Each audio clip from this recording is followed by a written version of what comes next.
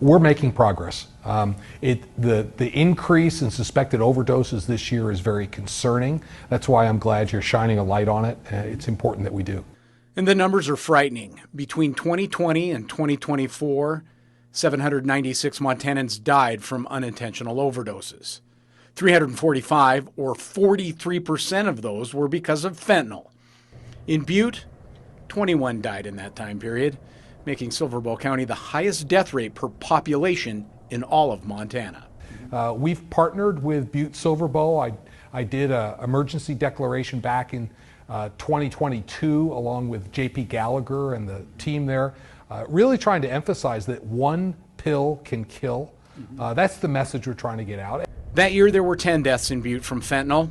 2023 saw that fall to 5, and then there were no fentanyl deaths in 2024.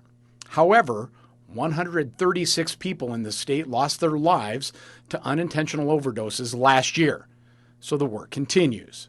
Addiction, overdose, and behavioral health are really two sides of the same coin. This is why we appropriated $300 million for behavioral health in the state. We're working on building additional facilities, upgrading the facilities we have. In 2021, Governor Gianforte also spearheaded the HEART Initiative, or Healing and Ending Addiction Through Recovery and Treatment.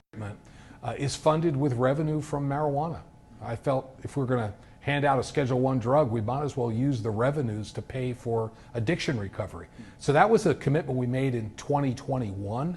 I think it's now $45 million a year that's available to communities and grants to nonprofits that are doing work in addiction recovery. And the governor says coupling that with recent legislation allowing Medicaid to pick up some of the costs, 1,500 Montanans have received addiction treatment this year.